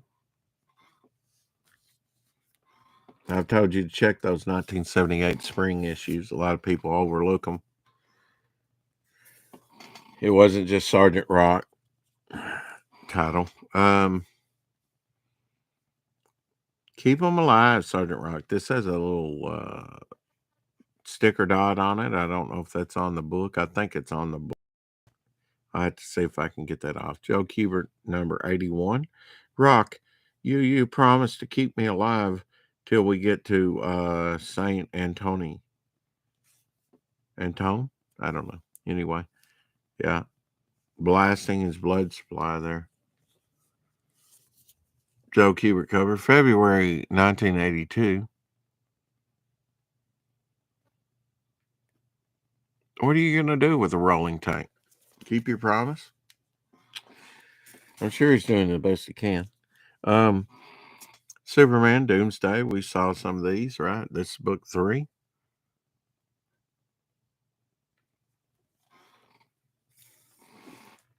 Sergeant Rock, 100-page spectacular, super spectacular, excuse me.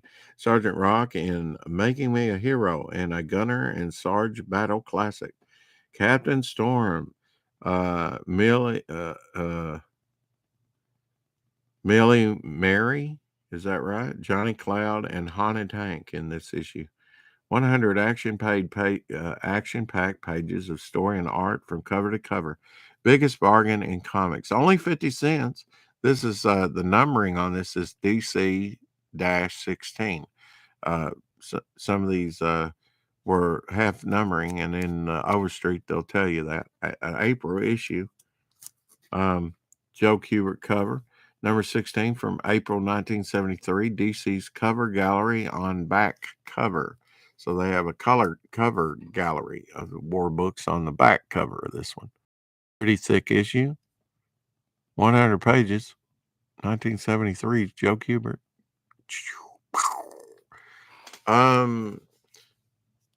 Just reading all that to you. And Apex had sent me a comment when I came out with that. He said, great story. I did a story reading of an original story, but if you didn't listen to it, I re-listened to that today, just put it on play while I did other things to refresh my memory of the story and everything. And I go to get up to get a drink and I put it on mute and I come back. You didn't tell me that, Apex. Maybe you didn't get that far with the story, but the rest of it's muted. I'm going to have to find that story and reread it. That story I wrote back in 2019.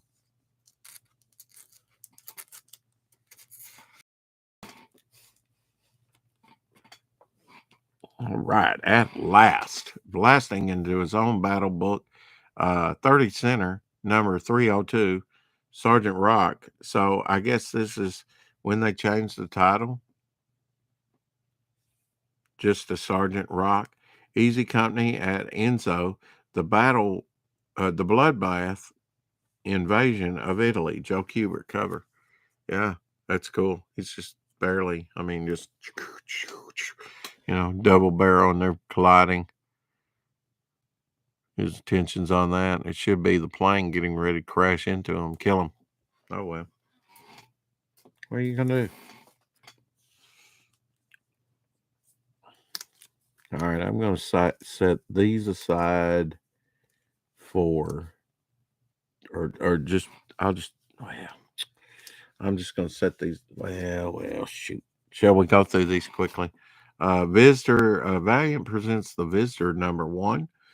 He's got that double-fingered thing going on like Kurt Wagner, like Nightcrawler. The Visitor number 1 from Valiant. We'll go through them, get them done so I can put this box up. Visitor number 2, of course, black, so condition sensitive.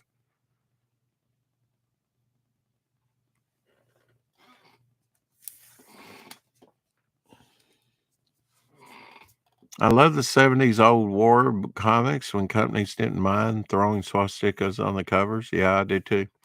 Visitor number 3.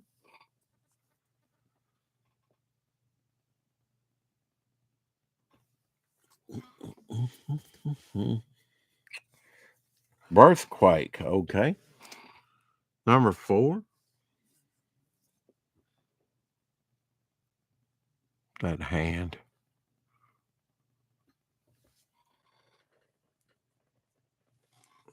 And I didn't pick up, even after, I think the first one I saw was X-Men 127. When the cover where the two presses are pressing in on Colossus in the danger room. But I just thought they were too weird. And Kurt Wagner with the 2 fingers and the thumb was, he looked demonic to me. And I just, with the devil's tail and everything. And it took about 10 issues or something for me to give it a try. And John Byrne and Terry Austin, and great story. Yeah, I got it from then on. Bob McLeod did the inking on this book. Met Bob back in '83. He signed, and I still have. Since my graphic novels weren't with my main collection, they didn't burn up, and I still have a New Mutants graphic novel, their first appearance signed by him, probably dated 1983. Visitors number 5. I think I'd taken a copy. I have another. I bought another copy of that since too, so I have 2 copies. Do. We're gonna blaze through these visitors here. Of course, it's not all visitors. I think this is the last one, number 6. So I don't have a full run of them, at least in this box. Still dealing with the Birthquake story. Okay. Superman, Bizarro's World, Bizarro cover. Now, this is Dan Jurgens and Brett Britting cover. This is 1987. March 1994. I believe this one has a DC Universe barcode. That's the one you want to find. But I don't think I have it. I'm be mistaken. But yeah, he's crashing through a wall there. Bizarro Superman. Great cover. Batgirl number 64. From 2005, July issue. Blade of the Ravager. Yeah.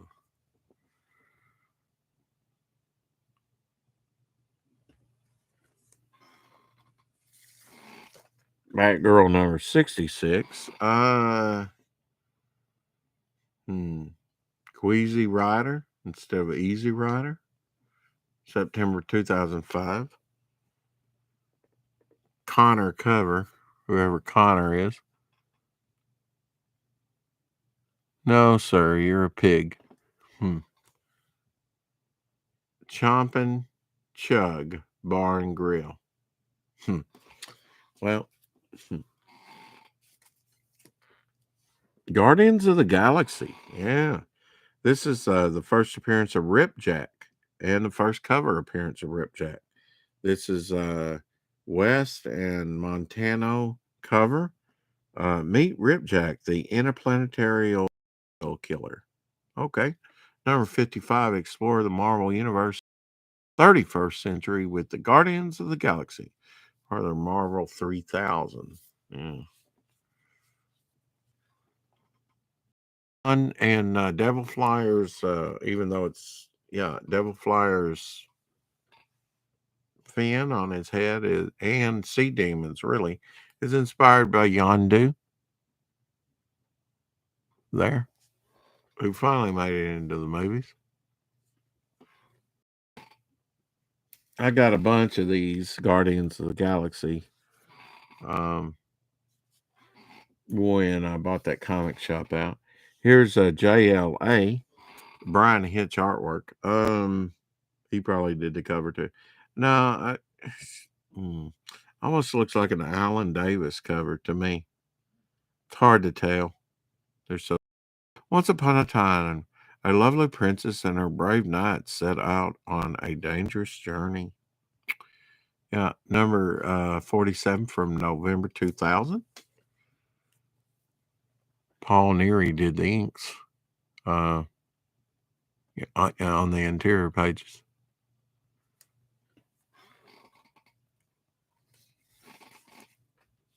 Kiss. I want to rock and roll all night and party every day. Kiss, Psycho Circus. Black sensitive cover. Number 18 from Image Comics. Kiss, Psycho Circus. I have a few Kiss books. And I complete run, maybe 6-issue run of The Zipper from Gene Simmons Comics. The Zipper. Character he created and wrote. Great skull covers. Yeah. Brian Hitch started out drawing the Alan Davis, like Alan Davis, before developing his own style. Oh, I didn't. I'm not a big Brian Hitch, aficionado. This is from the pages of Maximum Carnage Shriek. Web of Spider-Man, annual, 64-page annual from 1994, number 10. Spidey thought the new Ravencroft Maximum Security Institution would be strong enough to hold Shriek. Guess not. This is an Alex Savaku cover. Of course, he did some war comics for DC back in the day, back in the Silver Age. I think this might be the first appearance of Shriek. Not sure on that. But these annuals had trading cards and gave, the trading card, the first appearance of characters had trading card and the first cover appearance and in the book, of course. Charlton, number 106, all new Fighting Marines. Yeah, it's rough when the crunch comes. Trap must give up, surrender. Lieutenant Davis, this court martial finds you guilty. Gray tone cover. Gray tone in the face and hair and stuff there. Yeah. I like gray tone cover in the 20 center in the 70s, but a little gray tone there. I don't know if you can see it, but gray tone cover. Adler developed the gray tone cover, as far as I know. And the Adventures of Superman, number 500, of course. The Man of Steel fights for his life. Jerry Orway cover. Tom Grummett artwork inside. Hazelwood inks. The entire super team. Yeah. Jerry Orway write that. They had different versions of this cover. Okay, now I can put those two up with that. But yeah, let's hit some Defenders real quick. Defenders number 116. Don Perlin and Mitchell cover. Gargle on the cover finally, and up here too. Black. Let's see. Gave $7.84 for it. Maybe about a 9.2, according to the guy that sold it to me. Don Perlin.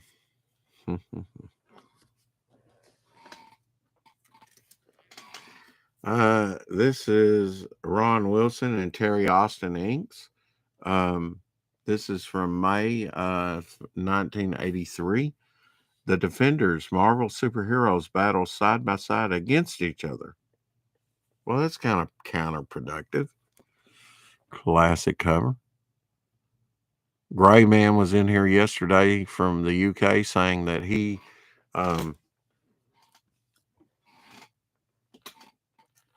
only liked about 5 or 6 issues having a whole complete run of Defenders. Now, that's an accomplishment. I one day want to do that as well. July 1983, The Defenders, 121. This is a Don Perlin cover, I'm pretty sure. Yeah, Perlin and Mush. Mush. Really? Mush. Okay. Mush on inks. Beast. The Beast. He was an Avenger and a Defender. And then here's Overmind. Or is Overmind? Is that right? Over from the Fantastic Four? Apex will know. Overmind? Was that his name? Hellcat. You gotta love her. I mean, they just brought them in the Avengers. Gotta love that. Valkyrie. Really cool. She'll always be a Defender in my heart. This may represent Satan, if I remember the story right. So maybe Satan cover. Certainly pentagram cover. Has pentagram on his chest. Looks like turned gargoyle to stone. That's pretty cool. Stone gargoyle. Overmind. I think that's his name. Yes, once came up, Lorenzo says, to Cadillac, Michigan. The name of the main street was briefly changed to be named in their honor. Cool. Didn't know that. Oh. I'll do comparison here. Here's another copy of it. 9.2 near mint minus $6.90. Two of that. The Defenders from 1983, number 122. This is Don Perlin and Anderson cover. 9.2 near mint minus maybe $6.38. Iceman up there. Iceman. I always love the winged horses.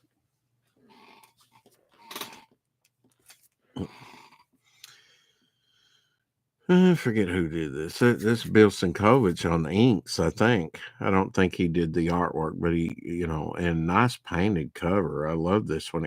It features the Beast. I wasn't excited as him with the angel, in the red and white costume in the Defenders with Iceman as much. But and Moondragon, she was an Avenger. Treacherous witch that she was. Issue number 125. Jack Kirby Silver Surfer head up here. This is from 1983 November issue. Bill Sinkovich on the inks.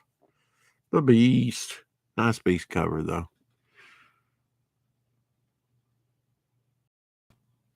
The New Defenders. Change the title there. Let's see, that was 122. 122 was the Defenders at that time. I don't know that this is the one it changes with. We have a gap here between 122 and 125, but it becomes the New Avengers. Reaching the end of its run.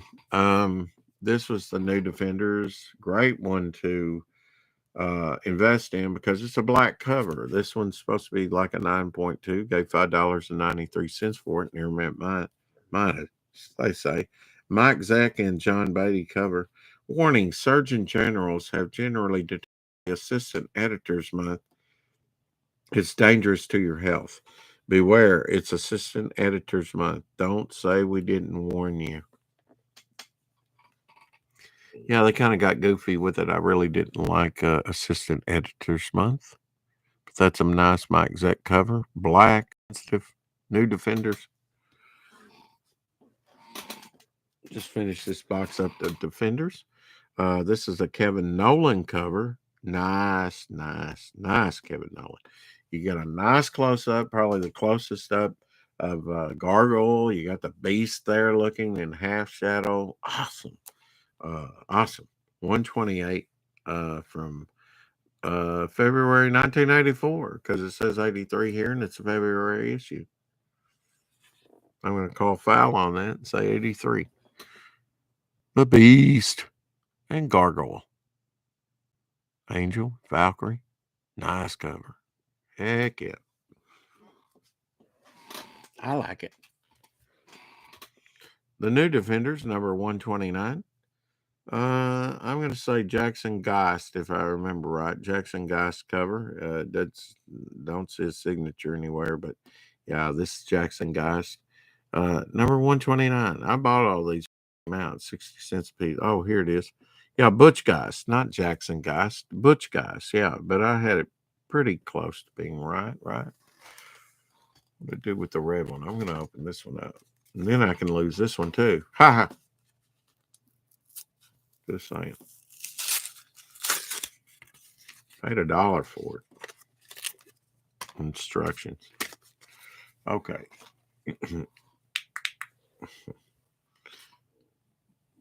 Oh, okay. That's the date. Yeah. Butch Geist, 1983. Yeah. Cannonball taking the beast down. How dare he? Sunspot going up against Valkyrie. Wolfsbane attacking Iron Man, or Iceman, not Iron Man. And the Shadow Bear, whatever, going to go up against, and a fairly nice, vicious looking, has his mouth open, gargoyle there, down there, barcode.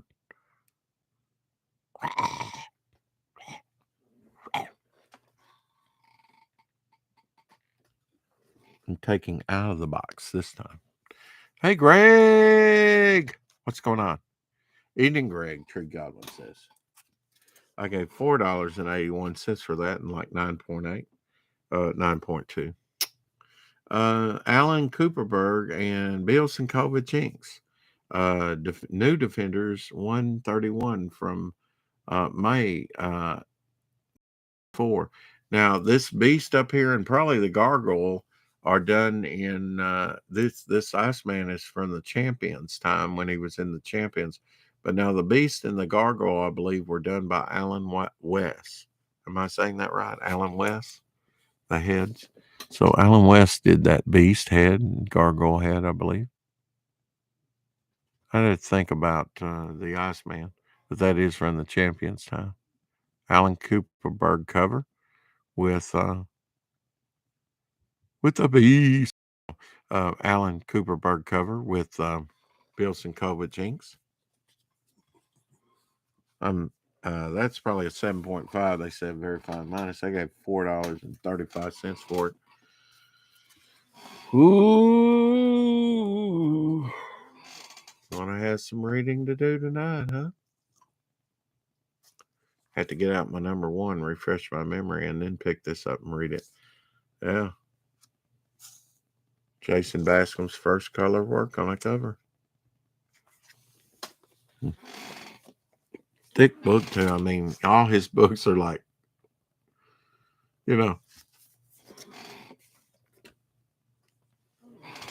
indestructible.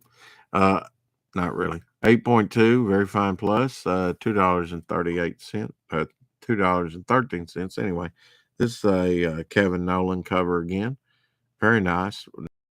33. The Pajana consignment. Pajana. Anyway, it's in the water there. Kevin Nolan cover. Lettering in the water.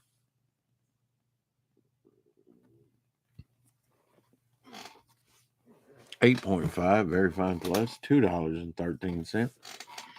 The new Defenders number 134, Kevin Nolan again, black sensitive cover, 9.2 near mint minus $2.36, $2.20.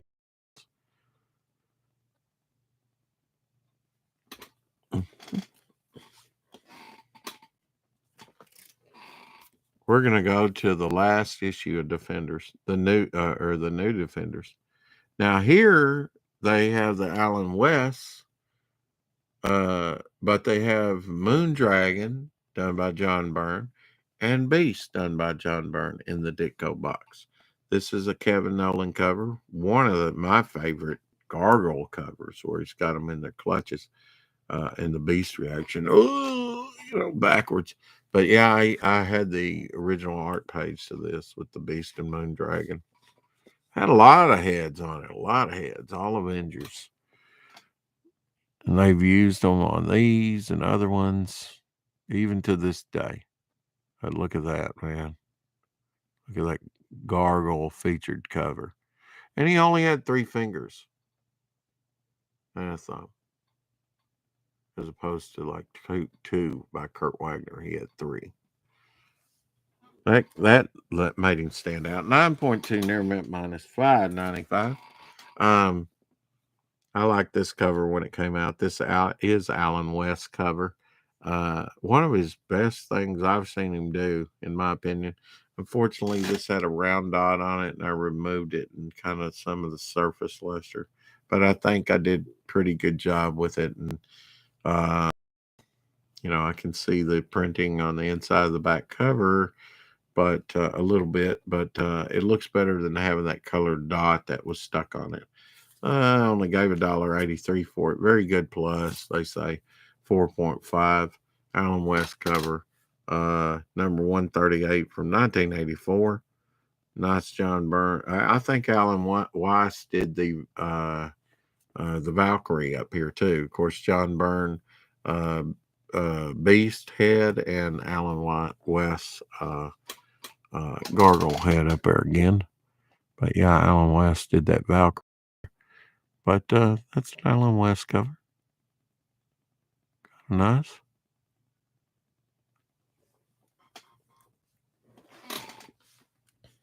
You can see here where the dot was. Had to remove it. Kind of took off some of Angel's shoulder there a little bit. Shoulder line. They can't all be perfect, right? New Defenders 139. This from says 1984 here, but that's not right. It'd be 85, January of 85.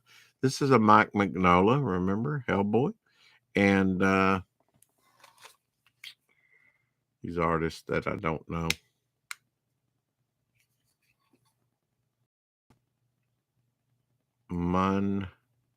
Mandello.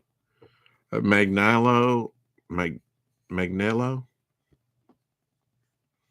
Mike Mignola and Mandello cover. Not even going to try anymore. Number 139. Of course, this has Red Wolf in it.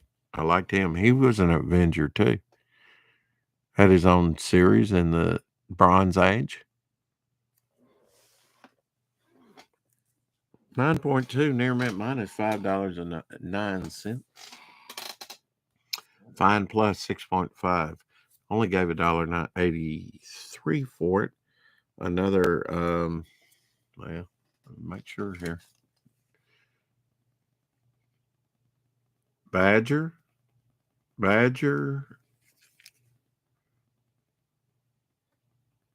Huh. Says Badger 84 and Mandello 26. Was that their ages at the time? Badger cover? Looks like Kevin Nolan to me. Kevin Nolan. Anyway, February says 84 here. I guarantee you it's 85. Number 140. The Beast in the corner. The foreground. Moon Dragon.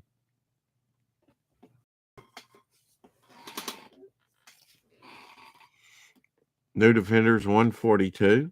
Yeah, Art Adams and Mike Mignola on the inks. Yeah.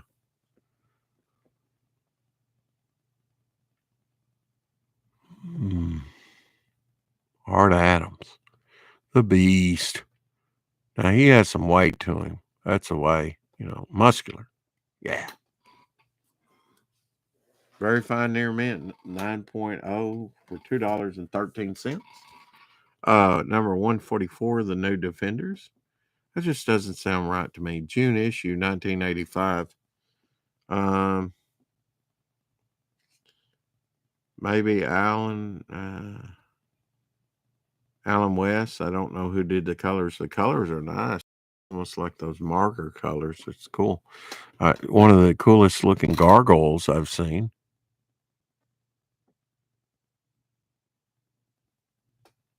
7.5, very fine minus, $3.84. New Defenders number 145. And you got the Beast up here leaping, full bodied in the Ditko box. Gotta love that. Who did that artwork? I don't know, but he looks gleeful. 1985, July. I think it's going to say Badger again. Yeah, Badger. Yeah, he did the artwork in January of 84. Terry Austin on the inks. One of the few covers that you see the Hulk have a bazooka. Not really a bazooka, a big caliber gun, and Wolverine has two. One of them that looks like, and one a Luger type. I don't know. The Beast is covering over the hill. It's an okay cover. I don't know. But one of the few ones that you're going to see Wolverine and Hulk taking up arms. Motorcycle barreling down on. And why do they have to fire? I mean, it doesn't make, I don't know why ever. Black Spidey in the corner. 9.0, very fine near mint, $2.13. Doesn't make a lot of sense to me, but never did. But anyway, this guy did the artwork. I don't know, TCFC. I don't know. The guy that did Alien. Frog G. Hey, how you doing, brother? Smash the like, dingle the bells, and subscribe. Absolutely. Good to see you in here, brother. Sergeant Fury and his Howling Defenders. Number 147 from 1985, September issue. Patriotic cover. Don't know if this is Sif from Thor. Can't remember. He's definitely looking like his Howling Commando days with a cigar in his mouth.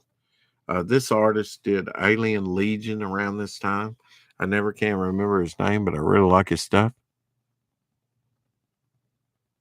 The Beast looks a little lean, though. Distinctive cover, though. 9.2 near mint minus, $6.90. This one's in a little poor shape, I think. White cover, so it's sensitive to get dirty, which it has here on the spine a little bit. This is another Kevin Nolan cover, number 151. Try and turn it at an angle so the glare is down and out down there.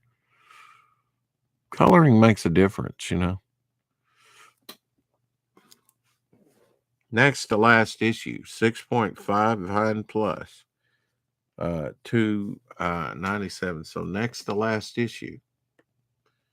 So that's pretty key. Low print run. I mean lower. 151. You might want to pick it up. And let's see. Here's 150. I went back. Special double side issue. Same Alien Legion artist. He likes to draw that beast. Number 150 from December 1985 of the New Defenders. This time Gargoyle up in the foreground.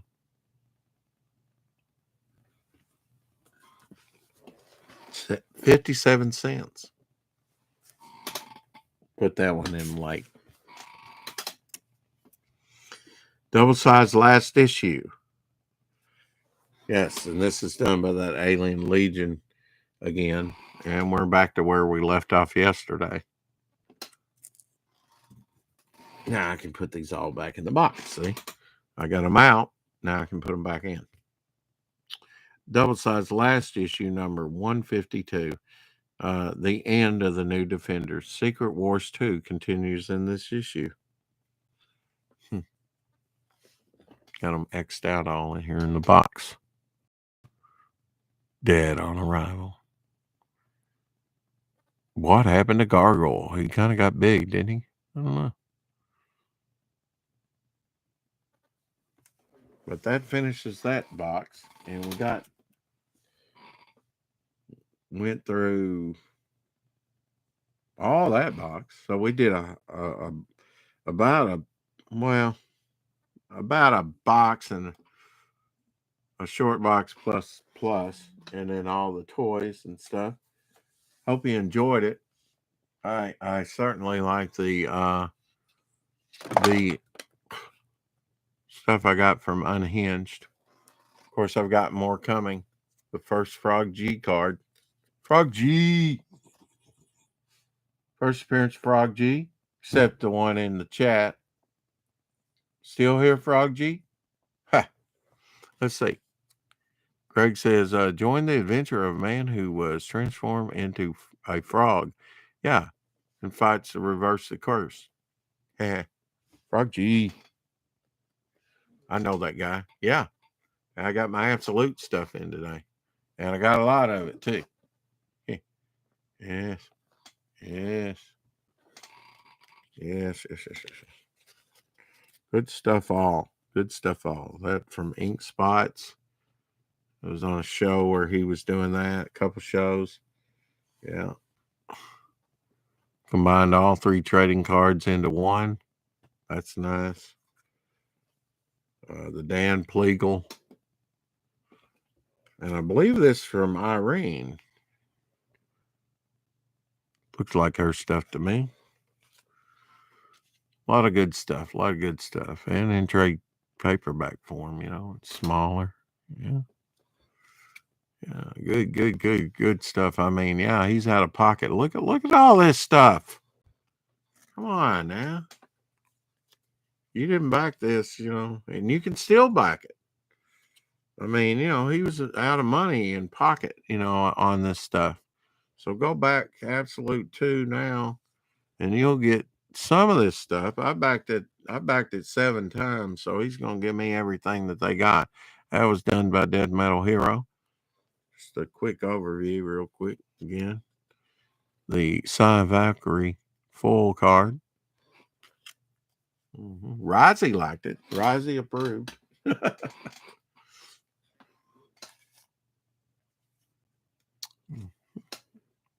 The Mike Mahan cards. And I forget who did I think Luke did this too. Death Metal Hero did the Samurai Priest character. I think he did that.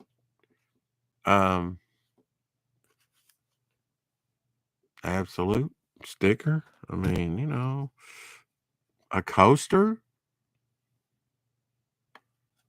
Cardboard coaster. Unhinged Entertainment sticker. Hey. I mean, just Ink Spots.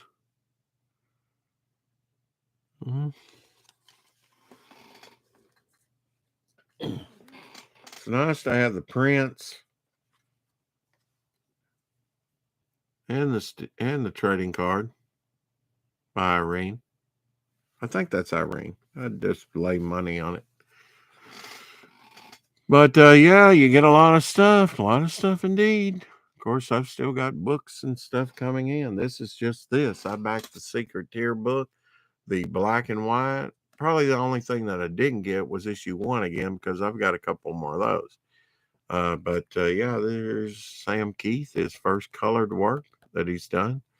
I like the texture of the red here. Like, it's acrylic paint or something. I can't translate it nicely. So, still up. You can get one. It's a heavy book. More pages this time than the first one. So, go back this one and go to the mail up for Frog G and make sure you get that. That's going to be all in color, I think. And they have the Dan Pleagle ash can on this Absolute 2. He'll be taking it down in about a month. So jump on it and maybe you'll get some of this merch along with it. He's fulfilling right now. Short wait. He'll get it right out to you. He's still got a lot of stuff to send me. He better. Anyway, yeah, I've got 3 head sketches coming too. All the main characters, the old man there, and Samurai Priest, and his hair's kind of changed a little bit, and so is the old man there a little bit, and the female character. So yeah, I've got a whole bunch still coming from Jason. So looking forward to that. I may have to stop and read that today. Ha! Hey, we almost made it to, yeah, well, we did 2 hours and 15 minutes. Been crushing it lately. Thank you all. Send out the links and get people in here, and we'll have fun together every day at 4 o'clock. So till next time, guys, thanks and ciao, baby. Keep collecting. Ha!